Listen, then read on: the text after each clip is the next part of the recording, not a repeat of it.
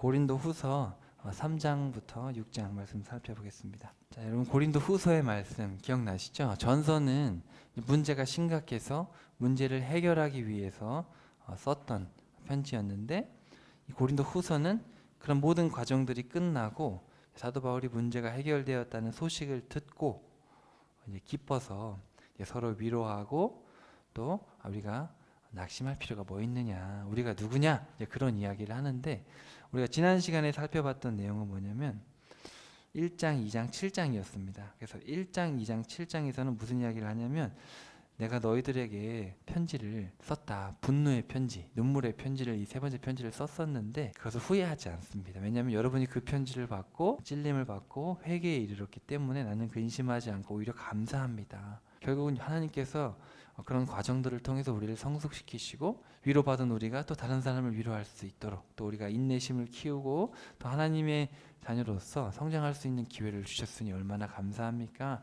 여러분, 우리는 서로의 자랑입니다. 이제 그런 이야기들을 했었죠. 기억나십니까? 서로 이렇게 위로하고 힘을 내자, 이제 그런 이야기를 했는데, 3장부터 3, 4, 5, 6, 사실 이 4장이 핵심인데, 어쨌든 이 3, 4, 5, 6 여기서는 우리가 누군가에 대한 이야기를 많이 합니다. 왜냐하면 여러분, 이 위로라는 것도요, 그냥 잘 될 겁니다, 사실 그런 위로는 얼마 안 갑니다. 그런데 정말 우리의 근본에 대해서 다시 한번 생각하게 하고, 우리의 소망이 어디 있고 어떤 우리 존재 자체에 대한, 그러니까 이거는 본질적인 위로인 거죠.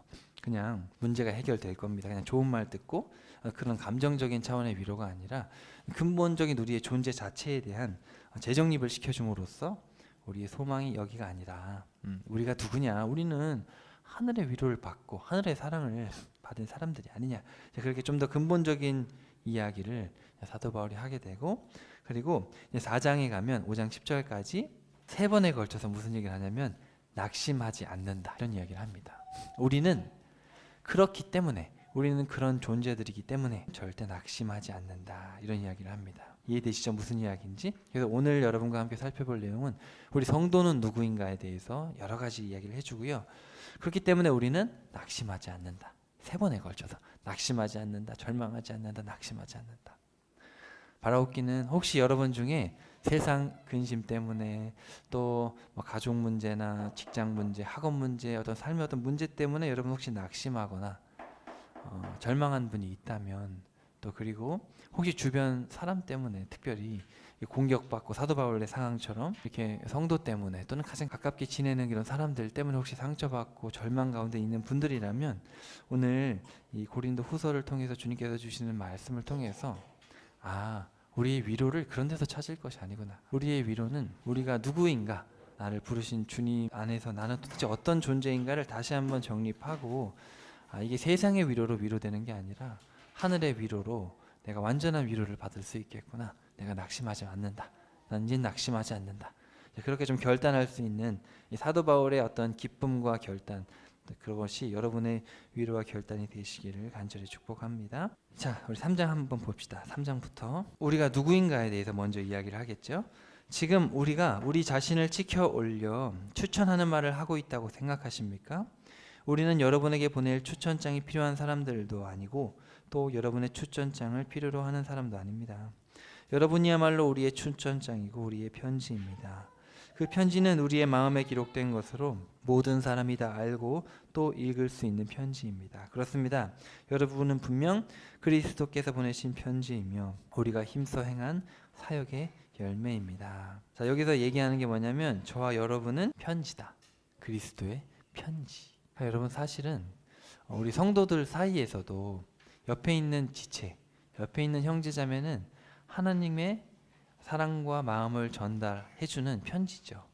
그리고 세상 사람들이 봤을 때도 저와 여러분은 어떤 존재냐면, 그리스도께서 이 세상을 얼마나 사랑하시는지를 알려주고자 하는 편지입니다. 편지. 그러니까 여러분의 삶을 통해서 그런 것들이 드러나야죠. 그러니까 내 개인적으로 넌 구원받았다, 개인적인 편지를 보내시는 게 아니라, 우리는 우리 서로에게, 믿는 형제들에게 뿐만 아니라 믿지 않는 세상 사람들에게 우리는 그리스도의 편지죠. 사랑 편지. 하나님이 우리를 얼마나 사랑하셨는가, 그리스도를 주시기까지, 죽기까지 이처럼 사랑하셨는가. 그래서 사실 사도 요한이 이 성경 66권의 책 중에 가장 늦게 쓴 사람이 사도 요한인데, 요한복음 3장 16절에 뭐라고 그럽니까? 이처럼 사랑하셨다. 세상 사람들이 깨닫지 못하지만 이처럼 우리를 사랑하셨다. 그런 것들을 전달하는 사람들이다. 이 편지는 잉크로 쓴 것이 아니라 살아계신 하나님의 영, 곧 성령으로 쓴 것입니다. 돌판 위에 쓴 것이 아니라 마음판 위에 쓴 것입니다. 예전에는 눈에 가시적으로 보일 수 있도록 십계명 돌판에다 기록했고 그것을 지키라고 하지 않았습니까? 그렇지만 결국 이스라엘 백성들이 1000년에 걸쳐서 그걸 지키지 못했죠. 심지어 예수님이 오셔가지고 입으로 설명을 해도, 사람이 되셔서 설명을 해도 못 알아들었습니다. 그래서 부활승천하시고 10일 있다가 성령님께서 내려오시지 않습니까? 성령님이 오셔가지고 우리의 마음속에 직접 찾아오셔서 이제 우리 마음속에 하나님의 말씀, 율법, 예수님의 가르침을 생각나게 하시는 것이죠. 그러니까 저와 여러분은 하나님의 영, 성령님을 통해서 기록한, 성령님을 통해서 우리를 편지로 만드신 거죠. 그러니까 우리 자체가 그리스도의 편지죠. 근데 이제 성경에 보면 이 성령께서 우리 안에 뭘 하게 하시냐면, 제가 방금 말씀드린 대로 하나님의 법을 지키게 하는 겁니다. 하나님의 법. 이 에스겔서에서 보면은, 에스겔서라는 책 자체가 멸망할 때, 그때인데 가장 분노하실 때인데 나중에 새 영을 부어서 율법을 지키게 한다, 이제 그런 말씀을 주시거든요. 그리고 이 성령님은 예수님의 말씀이 생각나게 하시는 분이고, 쉽게 말하면 성령님이 우리 마음 가운데 오시고 우리가 그리스도의 편지가 되었다. 이게 무슨 얘기냐면, 영적인 그냥 공중에 붕 뜬 얘기가 아니라 우리는 성령님을 모신 새롭게 거듭난 자이기 때문에 우리는 예수님의 말씀대로 부단히 살기 위해서 애쓰고 또 그렇게 살게 되는, 그 하나님의 은혜가 너무 크고 그리스도의 십자가의 은혜가 너무 크기 때문에 이제는 세상 것 다 뒤로하고 세상의 어떤 배움과 그런 것들을 다 뒤로하고 오직 우리 예수님의 말씀, 신구약 66권의 말씀을 따라 살아가는 그런 존재들이고, 그것이 편지라는 겁니다. 편지는 글을 쓴 거잖아요. 근데 이제 우리 삶 자체가 편지라는 겁니다. 그러니까 우리 삶을 통해 과거의 율법을 읽고 글을 읽고 말씀을 지켰는데, 이제는 그 말씀이 우리 안에 계셔서 우리가 그런 말씀을 살아내고 세상 사람들 우리의 삶을 보고 주님의 말씀을 배우고 그렇게 된다라는 것이죠. 자, 4절입니다. 우리는 그리스도를 통해 하나님 앞에서 확신을 갖고 이렇게 담대하게 말할 수 있습니다. 그러나 이런 일을 할 수 있는 자격이 우리에게서 나온 것은 아닙니다. 하나님께서 우리에게 능력을 주셨기에 비로소 그런 자격이 있는 것입니다. 그렇죠? 왜냐하면 우리가 쓴 편지가 아니라 성령님께서 쓴 편지이기 때문에 은혜다라는 얘기를 다시 한번 합니다. 자, 그 다음에 6절, 하나님께서 우리에게 새 언약의 일꾼이 될 수 있는 자격을 주셨습니다. 자, 새 언약의 일꾼, 그러니까 구약과는 다르죠. 새 언약의 일꾼. 새 언약은 문자로 기록된 것이 아니라 성령으로 기록되었습니다. 문자는 사람을 죽이는 것이지만 성령은 사람을 살리는 것이기 때문입니다. 그러니까 율법이라는 게 초등교사 기억나시죠? 그래서 율법이 이렇게 써 있습니다. 십계명에 뭐 하면 안 되고 뭐 하면 안 되고 뭐 하면 안 되고. 근데 사람이 그 법 조항을 넘어갈 수가 없는 거예요. 왜냐하면 아무리 거룩하게 살려고 노력을 해도 사람은 죄성이 있기 때문에 법에 따르면 우린 죽을 수밖에 없는 것이죠. 문자 그대로는. 그렇지만 성령께서 죽은 우리 안에 들어오셔서 성령께서 살아계신 분이기 때문에 우리가 사는 거죠. 우리가 뭘 잘해서 사는 게 아니라. 그리고 성령께서 우리 안에 들어와 계시기 때문에 예수님의 피값으로 죄값을 치르시고 성령께서 우리 안에 오셔서 새로운 피조물로 만들어 주셨기 때문에 우리는 살아있는 존재다. 자, 그러나 죽음을 가져다주는 돌에다가 새긴 율법도 모세가 처음 그것을 받았을 때의 얼굴에서 빛나는 광채가 났습니다. 그래서 비록 곧 없어질 것이었지만 이스라엘 사람들은 모세의 빛나는 얼굴 광채 때문에 모세의 얼굴을 똑바로 쳐다볼 수 없었습니다. 보십시오. 죽음에 이르게 하는 직분도 이처럼 빛나고 영광스러울진데 하물며 성령의 직분은 더욱 빛나고 영광에 넘쳐나지 않겠습니까? 모세가 율법을 받고 와가지고 얼굴이 광채가 나서 덮었잖아요, 그죠? 근데 하물며 그런 것들은 죽음에 이르게 하는 문자로 기록된 것이었는데, 아니 성령께서 하나님이신 인격을 가신 그분께서 우리 마음에 찾아오셔서 죽을 수밖에 없는 우리를 강권적으로 변화시켜 주시고 우리로 하여금 그리스도의 편지가 되어서 이 세상의 빛과 소금의 역할을 감당하게 하시는 이 직분, 얼마나 빛나고 영광이 넘쳐나지 않겠습니까? 사람을 심판하는 직분도 이처럼 영광스럽다면 사람에게 의로움을 가져다주는 직분은 얼마나 더욱 영광스럽겠습니까? 참으로 지금의 그 크고 영광스러운 직분에 비하면 과거 한때에 영광스럽던 그 직분은 실로 아무것도 아닙니다. 잠시 있다가 없어질 것도 그처럼 영광이 있었다면 영원히 계속될 것에는 그 얼마나 영광이 더욱 크겠습니까? 그래서 저와 여러분은 새 언약의 일꾼으로 영의 직분을 받은 자들이다. 여러분이 성령님을 마음에 모시고 이제 내 뜻과 내 삶을 위해서 살아가는 것이 아니라 주의 영광을 위해서, 하나님 나라 위해서 복음 전하고 생명 살리는 이 일에 참여하신다면 이게 우리가 쉽게 생각할 수 있는, 또 세상 사람들이 생각하는 그 정도의 영광이 아니라는 것이죠. 사람을 살리는 이 직분, 교회를 다니고 무슨 직분을 받고 뭐 집사, 권사, 장로, 뭐 목사, 사모 뭐가 됐는 뭐 그게 중요한 게 아니라 이게 좀 근본적인 얘기를 하는 거죠. 우리를 부르셔서 우리의 가치관이 완전히 바뀐 사람으로 살아가는 이 자체가 얼마나 영광스러운 일인가. 자, 12절. 우리가 이런 소망을 품고 살기에 아주 담대할 수 있습니다. 이거 없으면 어떻게 사람들에게 예수 믿으라고 당당하게 얘기하고, 어떻게 우리가 당당하게 돈이 없고 가난하고 어려워도 당당하게 살 수가 있겠습니까? 우리 믿는 사람들이 세상에서 머리 숙이고 살 게 뭐 있습니까? 우리가 주의 자녀들로서 당당하게 살아야죠. 모세는 자기 얼굴의 광채가 사라져가는 것을 이스라엘 백성이 보지 못하게 하려고 얼굴에 너울을 썼지만 우리는 그렇지 않습니다. 그런데 이스라엘 백성의 마음은 완고해져서 오늘까지도 옛 언약을 읽을 때 너울을 쓰곤 합니다. 그 너울은 그리스도를 믿어서 제거되기에 아직까지도 그들에게서 제거되지 않고 있습니다. 유대인들은 아직도 과거에 머물러 있는 것이죠. 어차피 인간의 힘으로 율법을 지키지도 못했고 또 그 뜻을 막 왜곡시켜서 하나님의 마음을 아파하게 했던 이 이스라엘 백성들. 그래서 예수님께서 오셔서 십자가로 새로운 언약을 해주셨음에도 불구하고 여전히 깨닫지 못하고 과거에 얽매여 있는 거죠. 대부분의 종교들이 그렇습니다. 자력구원을 하는 종교들, 대부분 기독교 말고는 다 자력구원인데, 자력구원이라는 것은 자기의 힘으로 구원을 받으려는, 그래서 뭐 돌을 닦느니 욕심을 버리느니 뭐 신을 믿느니 열심히 믿어서 구원을 간다느니 뭐 선행을 한다느니, 여러분 기독교 말고 모든 종교 다 그렇습니다. 다 똑같아요. 다 선행을 해야 좋은 데로 간다. 근데 이제 과거에 머물러 있는 인간 중심적인 것인데, 사실 성경은 전혀 그런 얘기를 하지 않죠. 인간이 그렇게 할 수 없다라는 얘기죠. 그래서 하나님의 은혜로 구원받는 것이다. 오늘까지도 모세의 글을 읽을 때 이스라엘 백성의 마음은 너울로 덮여져 있지만, 그러나 누구든지 주께 돌이키면 그 너울은 벗겨지게 됩니다. 주님은 영이시며 주님의 영이 계시는 곳에는 참된 자유가 있기 때문입니다.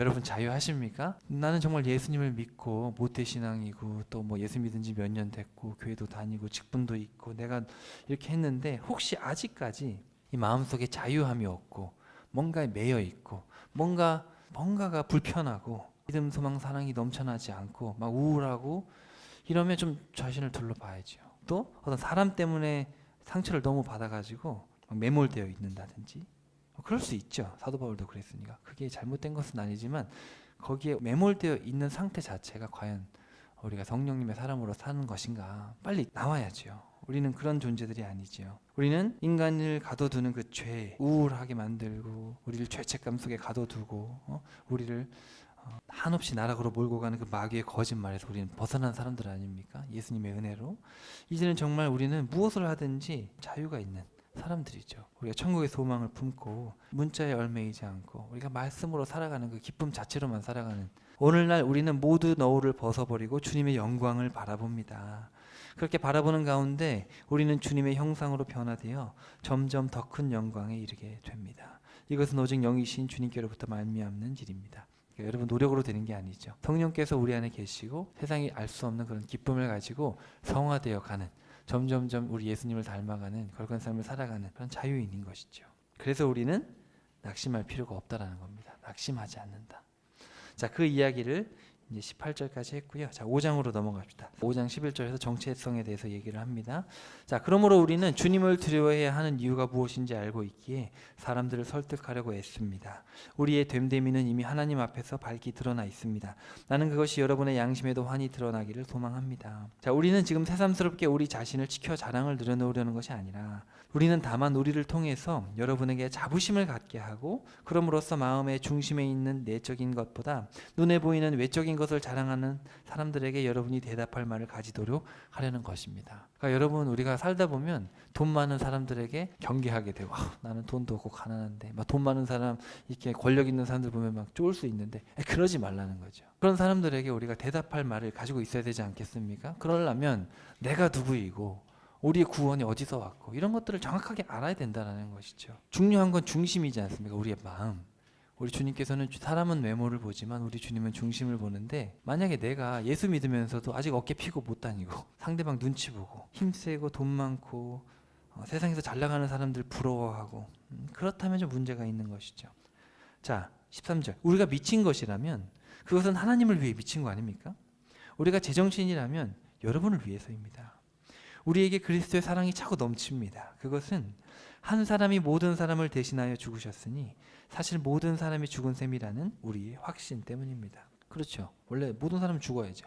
그렇지만 예수님께서 대신 죽으셨고 모두를 위해서 대신 죽으셨죠. 그러니까 우리는 원래 죽는 거죠. 원래 그 로마서에 보시면 어떤 이야기를 하냐면 우리는 죽은 겁니다. 왜냐하면 죄가 도저히 우리와 떨어지질 않는 거예요. 그래서 이 죄가 죽으려면 죄와 붙어있는 내가 죽어야 되는 거죠. 내가 죽고 죄도 같이 죽은 그 상태, 그 죽은 상태에서 새로운 분이 들어오시는 거예요. 그게 바로 성령님이죠. 예수 그리스도의 은혜로 말미암아 성령님께서 내 안에 새로운 존재로 들어오셨고, 그래서 나는 이미 죄와 죽었기 때문에 나는 성령님이 내 안에 거하시는 성전이 되어서 새로운 피조물이 됐다. 이런 이야기를 하는 겁니다.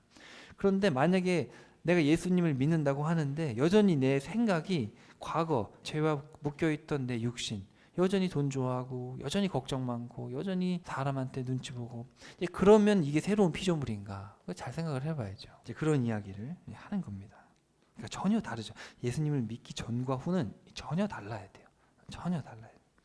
자, 그렇습니다. 그리스도께서는 모든 사람을 대신하여 죽으셨습니다. 그 까닭은 이제 살아있는 사람들로 하여금 더 이상 자기 자신을 위해 살지 않고 자신을 대신하여 죽으셨다가 다시 살아나신 그분을 위해 살도록 하기 위함입니다. 아멘이십니까? 저와 여러분은 이제 내 삶을 위해서 사는 게 아니죠.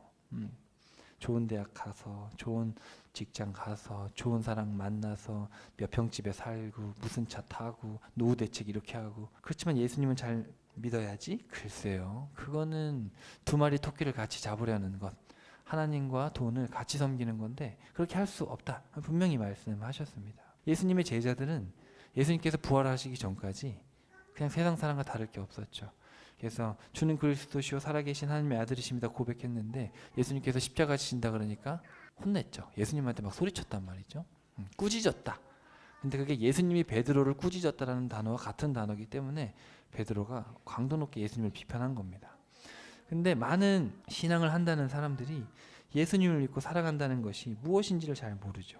그냥 세상의 종교와 같이 과연 우리의 문제 해결을 위해서 종교를 찾는 것인가? 그건 종교입니다. 종교. 그래서 그냥 문제 해결해 주세요 하나님, 저 학교 문제 해결해 주세요, 저 공부 잘 되게 해주세요, 좋은 대학 가게 해주세요, 그런 기도에 머물고 있다면 그 성경을 진지하게 한번 읽어보셔야 됩니다. 그런 신앙은 과연 성경이 말하는 신앙인가? 그거는 세상 종교랑 다를 바가 없죠. 뭘 먹고 마시고 입는 거 구하지 말라고 이방인들이 하는 것이다. 그렇게 말씀하지 않으셨습니까? 자, 그러므로 이제부터 우리는 그 누구도 세상적인 육신의 잣대로 바라보지 않으려 합니다. 한때 우리는 세상적인 육신의 잣대로 그리스도를 바랐지만 이제는 그렇지 않습니다. 이 베드로도 그랬고 제자들도 그랬는데 이제 안 그런다는 얘기입니다. 누구든지 그리스도 안에 있으면 그는 새로운 사람입니다. 아멘이십니까? 옛것은 지나갔고 보십시오 이제 새것이 되었습니다. 이 모든 일은 하나님에게서 비롯된 것입니다. 하나님께서 독생자 그리스도를 통하여 우리를 자신과 화해하게 하셨고 나아가 우리에게 화해의 직분을 주셨습니다. 곧 하나님께서는 그리스도 안에서 이 세상과 화해하심으로써 사람들의 죄를 묻지 않으셨습니다. 이것이 바로 화해의 직분을 맡은 자로서 우리가 세상 모든 사람들에게 전해야 할 화해의 말씀입니다. 그래서 이 로마서랑 연결이 됩니다. 요 고린도 전후서 다음에 쓴 편지가 로마서예요. 로마서 갈라디아서인데 거기 보면은 이제 구체적으로 이야기를 좀 더 하는데요. 원래 저와 여러분은 하나님과 진노의 관계, 전쟁 상태입니다. 왜냐하면 우리의 죄가 용서되지 않고 주님은 죄를 미워하시기 때문에 예수님의 피값으로 죄를 용서받지 못한 사람들의 상태, 이 길거리에 걸어가는 예수님 믿지 않는 사람들이 멀쩡해 보이지만 사실은 주님의 진노 아래 있는 사람들입니다. 주님은 그들과 전쟁 중이죠. 그 죄와 전쟁 중인데 우리는 성령께서 쓴 편지, 무슨 편지입니까? 바로 하나님께서 예수님을 보내서 우리를 화해하기를 바라신다. 너희 죄값을 용서하시고 이제는 전쟁이 아니고 싸움이 아니라 하나님과 화목한 관계로, 하나님과 사랑의 관계로 회복되기를 원하신다. 이것을 저와 여러분이 삶을 통해서 보여줘야 되는 것이죠. 이것이 바로 그리스도의 편지의 삶이고 영의 직분, 성령의 직분을 받은 사람들, 하나님의 영으로 변화되어 자유한 자들의 삶이라는 것입니다. 곧 하나님께서 그리스도 안에서 이 세상과 화해하심으로써 사람들의 죄를 묻지 않으셨습니다. 이것이 바로 화해의 직분을 맡은 자로서 우리가 세상 모든 사람들에게 전해야 할 화해의 말씀입니다. 그러니까 우리가 정말로 예수님을 믿는 제자라면 나의 삶과 나의 입을 통해서 손발을 통해서 이 화해의 말씀, 복음을 전해야 되는 거죠. 복음. 그러므로 우리는 그리스도의 대사입니다. 대사. 여러분 대사가 뭡니까? 외국에 가가지고 자기 나라와 소통하는 중간 역할을 하는 거잖아요. 대사. 필리핀 가면 한국 대사가 거기 앉아 있어서 중재하지 않습니까? 그러니까 저와 여러분은 사실은 하나님께서 하신 이 크신 화해의 일, 예수 그리스도를 통해서 이 세상과 화해하고자 하셨던 그 어마어마한 은혜를 삶으로 전달하고 입으로 전달하는 그린 그리스도의 대사다. 위대한 일이지 않습니까? 하나님께서는 우리를 시켜서 여러분에게 자신의 말씀을 하십니다. 이제 우리는 그리스도를 대신하여 여러분에게 간청합니다. 여러분은 필히 하나님과 화해하십시오. 자, 여러분 여기 화해하십시오에 좀 별표 치시면 좋겠어요. 여기가 고린도 후서에 처음 나오는 명령입니다. 화해하십시오. 주님과 화해하십시오. 하나님은 궁극적으로는 화해하기를 바라시는 겁니다. 왜 화해를 해야 되냐면 인간이 죄를 따라갔기 때문에 아담과 하와가 하나님을 버리고 죄를 따라갔고 그 후에 많은 사람들이 죄를 따라갔죠. 그래서 하나님은 그 죄값을 다 치르고 화해하기를 원하신다. 하나님께서는 죄를 전혀 알지 못하시는 분 곧 그리스도에게 우리 대신 죄를 짊어지게 하셨습니다. 그것은 우리로 그리스도 안에서 하나님께 의롭다는 인정을 받게 하시기 위함이었습니다. 여러분, 여러분에게 자녀가 있는데 여러분에게 잘못한 사람이 있어요. 근데 그 잘못한 사람을 살리기 위해서 그 사람이 원래 죽어야 마땅한데 그 자를 살리기 위해서 내 자녀의 생명을 줬다. 여러분 상상이 되십니까? 이거는 내 자녀라고 생각을 했을 때 이건 가히 상상할 수 없죠. 어떻게 자신의 아들의 생명을 버리면서까지 그 사람을 살릴 수 있을까? 이거는 다른 어떤 종교에서는 찾아볼 수 자체가 없을 뿐만 아니라 이런 진리는 어마어마한 거죠. 감히 사람이 상상조차 할 수 없는 사랑인 것이죠. 아브라함이 하나님께 자신의 독자 이삭을 바쳤죠. 그렇게 할 수 있게끔 하나님이 아브라함을 수십 년에 걸쳐 훈련을 시키셨고 아브라함이 이삭마저 바칠 수 있을 그렇게 하나님과의 온전한 신뢰의 관계가 됐을 때 주님은 어린 양을 잡으시지 않았습니까? 이삭 대신. 궁극적으로 주님은 아브라함의 자손 이스라엘을 위해서 자신의 아들을 바친 것이죠. 그러니까 여러분 쉽게 말하면 하나님의 은혜가 먼저입니다. 예수님을 통해서 우리에게 보이신 은혜가 먼저지만 우리는 그 어마어마한 은혜에 합당한 삶을 살아야 될 또 의무가 있습니다. 아니 그냥 예수님 믿고 천국 가는 거 아닌가? 여러분이 그 정도로 생각한다면 죄송하지만 그건 아직 주님을 못 만난 거예요. 주님의 이 은혜의 크기의 가치를 알게 된 사람들은 절대로 자기 하고 싶은 거 하면서 못 삽니다. 지금 그런 이야기를 지금 사도 바울이 계속해서 하고 있는 겁니다. 그리스도께서 우리의 죄를 대신 짊어지셨고 의롭다 인정함을 받게 하시기 위해서 이 모든 일들을 치르셨다. 여러분 빨리 그분께 나아가서 그분과 화해해야 된다. 자 6장입니다. 우리가 하나님과 함께 일하는 사람들로서 여러분에게 진심으로 권고합니다. 여러분은 하나님의 은혜를 헛되이 받지 마십시오. 제가 방금 한 얘기가 이 얘기죠. 은혜를 헛되이 받지 마십시오. 그러니까 하나님의 십자가의 은혜를 잘 모르고 교회를 다니면 그거는 의미가 없어요. 나중에 천국 가기 어렵습니다. 그러면 이 하나님의 은혜의 크기를 알고 은혜에 보답하는 삶을 살아내야 됩니다. 그러기 위해서는 나 자신을 부인하고 십자가를 지고 예수 그리스도를 따라 살아가야죠. 예수님 잘 믿고 하고 싶은 일 하다가 뭐 나중에 죽기 전에 세례라도 받으면 천국 가지 않겠나? 글쎄요. 그런 아니라는 생각으로 천국 갈 수 있는 그런 문이 아니죠. 우리가 누가복음에서 봤듯이 좁은 문입니다. 좁은 문. 아무도 가려하지 않아요. 여러분 제 말을 제가 뭐 이렇게 여러분에게 하는 말이 아니라 성경에 있는 말을 전달해 드리는 건데 마음에 깊이 새겨 주시기를 부탁드립니다. 저도 여러분을 구원할 수 없죠. 저는 구원자가 아니니까. 그렇지만 여러분이 선포되는 말씀을 통해서 여러분의 신앙 상태를 제대로 점검해 보셔야 됩니다. 나의 열심만으로는 안 되죠. 성경의 말씀을 바르게 이해하고 바르게 행하고 부단히 노력해야 됩니다. 은혜로 구원을 받은 자라면 은혜로 구원을 받은 자라면 그렇게 살게 되기 때문에 노력해서 천국 가는 게 아니기 때문에 내가 과연 은혜를 받았는가 정말 은혜 안에 거듭났는가를 좀 살펴보셔야 됩니다. 하나님께서 말씀하시기를 내가 은혜를 베풀 시기에 네 말을 들어주었고 구원의 날에 너를 도와주었다 라고 했습니다. 그런데 보십시오. 지금이 바로 하나님께서 은혜를 베푸시는 시기요 지금이 바로 구원의 날입니다.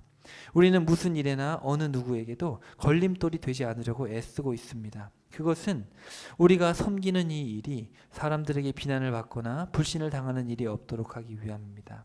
우리는 모든 면에서 하나님의 일꾼답게 처신하면서 해야 할 일을 다하고 있습니다. 그래서 여기 지금 계속해서 하나님의 일꾼이다. 6장 1절에도 하나님과 함께 일하는 사람들, 하나님의 일꾼 이런 이야기를 하죠. 그래서 우리는 곤란과 역경과 환난이 와도 굳세게 견디고 있습니다. 또 매를 맞고 감옥에 갇히고 폭도들을 만나 고초를 겪고 심한 노동을 하고 잠자지 못하고 굶주림을 겪습니다. 그럼에도 우리는 순결함과 지식과 인내와 친절과 성령의 감화와 거짓 없는 사랑과 진리의 말씀과 하나님의 능력 가운데서 일을 합니다. 그리고 우리는 양손에 정의의 무게를 들고 영광을 받든 수치를 당하든 욕을 먹든 칭찬을 받든 항상 하나님의 일꾼임을 보여주고 있습니다. 또 우리가 남을 속이는 사기꾼 같은 취급을 받지만 사실은 진실하고 이름 없는 하찮은 사람으로 취급받지만 사실은 모든 사람에게 알려져 있고 다 죽어가는 사람처럼 보이지만 보십시오. 사실은 이렇게 살아 있습니다. 또한 징벌받아서 매를 맞아 맞기도 했지만 죽임을 당하는 데까지 이르지 않고 슬픔이 가득한 사람 같지만 사실은 항상 기뻐하고 가난한 사람 같지만 사실은 많은 사람들을 풍요롭게 하며 아무것도 가진 것 없는 사람 같지만 사실 모든 것을 가지고 있습니다. 어마어마한 차이죠. 나에 대해서 우리 성도라는 존재가 어떤 존재인지에 대해서 지금 사도 바울이 너무나 명확하게 말을 해주고 있죠. 고린도 교회 형제들이요, 우리는 여러분에게 지금 숨김없이 다 털어놓았습니다. 여러분에게 마음을 활짝 열어놓았습니다. 우리가 여러분에게 마음을 옹졸하게 쓰는 것이 아니라 여러분이 우리에게 마음을 활짝 열지 않고 있습니다. 나는 지금 내 자녀들에게 말하듯이 여러분에게 말합니다. 우리가 마음을 활짝 열었으니 여러분도 보답하는 셈으로 여러분의 마음을 좀 활짝 열어주십시오. 이렇게 사도 바울이 명령을 합니다. 이 마음을 활짝 열어달라는 것도 명령어입니다. 두 번째 명령어죠. 아까 화해하라, 하나님과 화해하라 그랬는데 마음을 활짝 열어라. 자, 이렇게 해서 우리가 하나님의 일꾼이다라는 이야기를 했고요. 자, 마지막으로 여기 14절. 여러분은 믿지 않는 사람들과 멍에를 함께 매지 마십시오. 의와 불의가 어떻게 함께 짝할 수 있겠으며 빛과 어둠이 어떻게 함께 어울릴 수 있겠습니까? 그리스도와 사탄이 어떻게 조화를 이룰 수 있겠으며 믿는 사람이 어떻게 믿지 않는 사람과 같은 것을 소유할 수 있겠습니까? 그리고 하나님의 성전과 우상이 어떻게 하나로 일치되겠습니까? 우리는 살아계신 하나님의 성소. 여기 성전이라고 번역된 말은 나오스라는 헬라어입니다.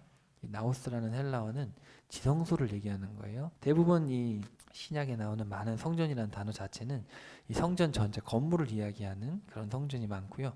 특별한 경우에 이렇게 지성소를 뜻하는 성소, 성전을 하는 단어가 있습니다. 이 한글 번역이 그런데, 그래서 저와 여러분은 이렇게 번역하면 더 마음에 와닿으실 것 같아요. 우리는 살아계신 하나님의 지성소입니다. 대제사장이 1년에 한 번 들어가는, 그것도 죄가 있으면 죽어서 질질 끌고 와야 되는 그 하나님께서 계신 그 임재하시는 법궤가 있는 그 지성소. 하나님께서도 말씀하시기를 내가 그들과 함께 살며 그들 가운데 행할 것이다. 나는 그들의 하나님이 되고 그들은 내 백성이 될 것이다. 그러므로 너희는 그들에게 나와 그들로부터 떨어져 살아라. 자, 여기 보십시오. 자, 여기 14절에서 멍에를 같이 매지 말라. 이거 명령입니다. 세상 사람들하고 같이 어울리지 말라. 멍에를 매지 말라. 17절 그들에게서 나오라. 명령입니다.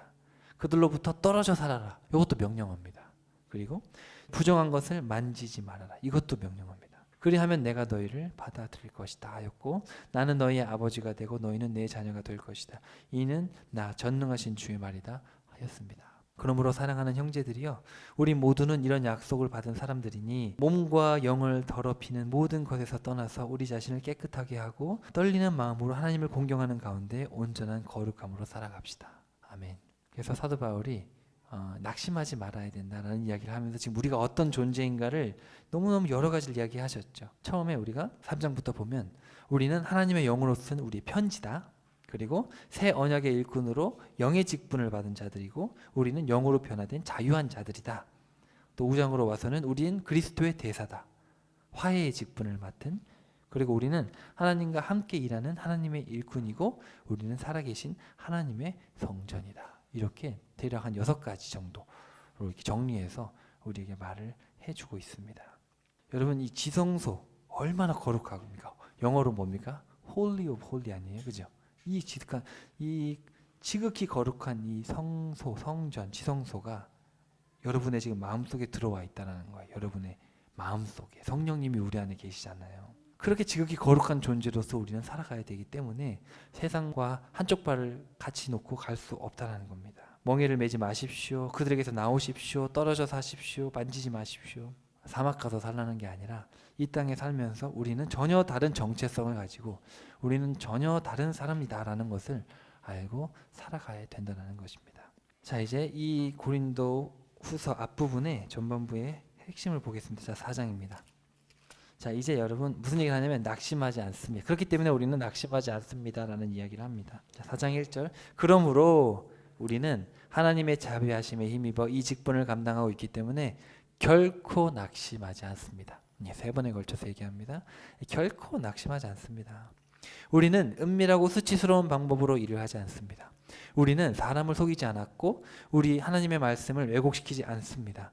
도리어 우리는 진실을 밝히 드러냄으로써 모든 사람의 양심에 걸림이 없도록 하나님 앞에 우리 자신을 맡기고 있습니다. 여러분 그렇게 하시고 계십니까? 만일 우리의 복음이 가려져 있다면 그것은 멸망하는 사람들에게 가려져 있는 것입니다.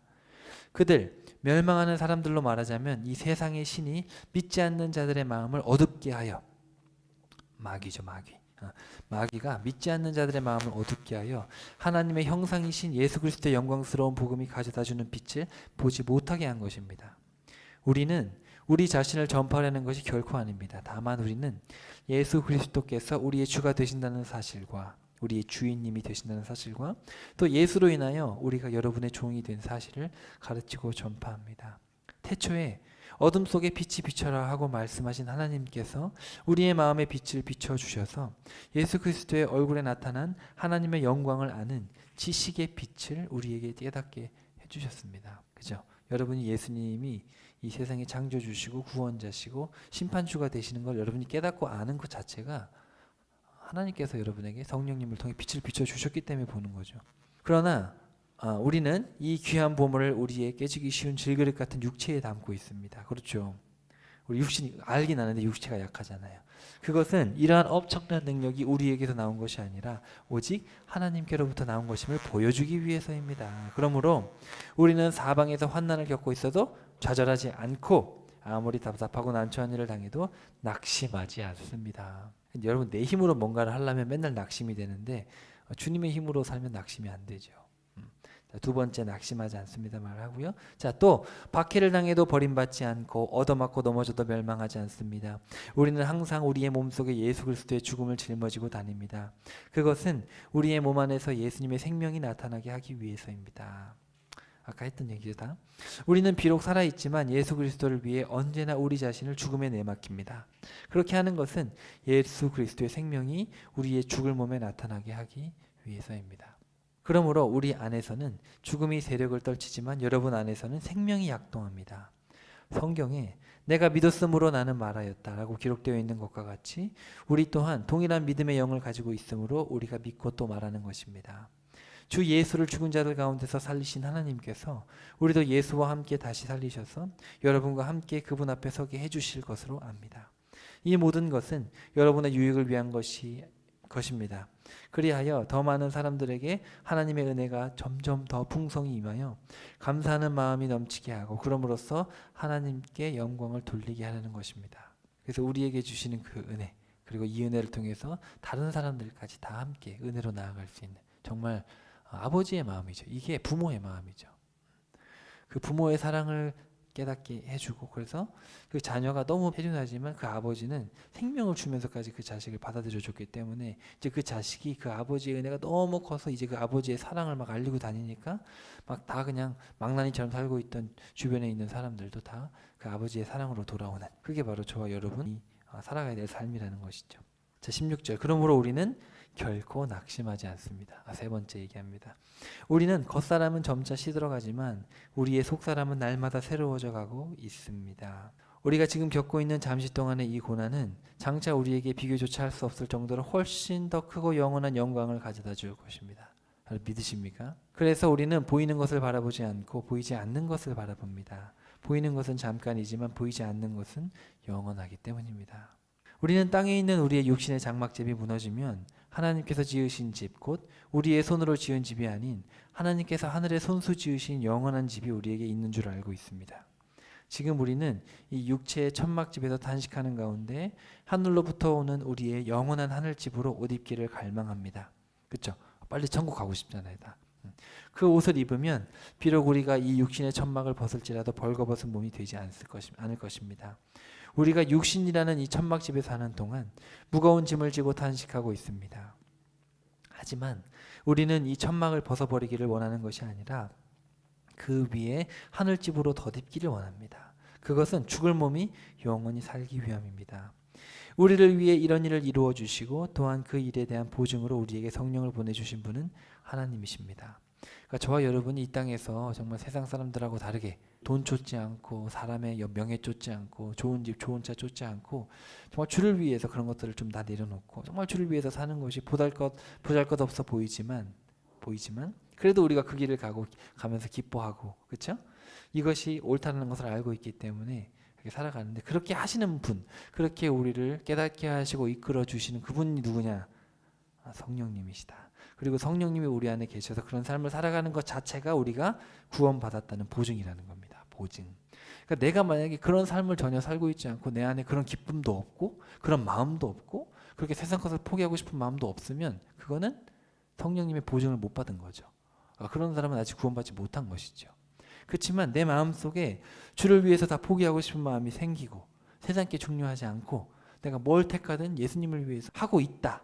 그리고 그것이 기쁘고 그리고 천국에는 영원한 보상이 있기 때문에 나는 그것이 기쁘다. 그럼 이 자체가 보증이라는 겁니다. 이 자체가 구원받은 보증. 뭐 신비한 뭐 은사가 있느니 뭐 그런 걸 몇 날 며칠 구원을 받았냐느니 글쎄요. 그런 건 다 이단들이 하는 얘기죠. 그런 것이 구원의 보증이 아닙니다. 구원의 보증이라는 것은 나의 삶에 이런 기쁨과 이런 행함과 이런 가치관과 이런 정체성과 이런 소망과 믿음과 사랑이 있느냐. 그것이 여러분의 구원의 보증이 되는 것이죠. 자, 6절. 그러므로 우리는 언제나 확신에 가득 차 있습니다. 우리가 육신의 몸에 머물러 있는 동안에는 우리가 주님에게서 떨어져 따로 지내고 있는 것이 압니다. 우리는 눈에 보이는 것으로 살아가는 것이 아니라 오직 믿음으로. 믿음. 이 믿음은 신실함입니다, 여러분. 이게 정적인 마음의 동의가 아닙니다. 헬라어나 히브리어나 믿음이란 단어는 행함과 관련된 신실함과 관련된 거예요. 신실함.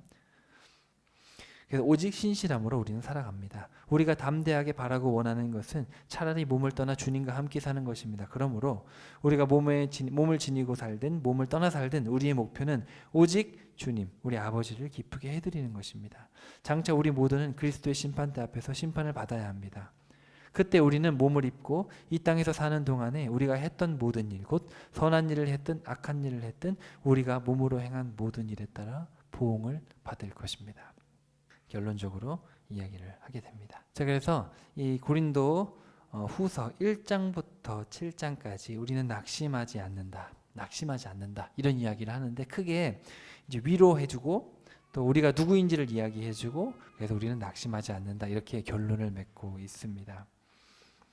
다시 한번 1장부터 7장을 정리하고 말씀을 마칠 텐데요. 자, 여러분 우리가 정말 위로를 받죠. 하나님 때문에 위로를 받습니다. 근데 그 위로의 근거는 그냥 옆에 사람들이 위로해 주니까 그건 오래 가지 않죠. 우리의 궁극적인 위로의 어떤 근거는 뭐냐면 우리의 정체성이죠.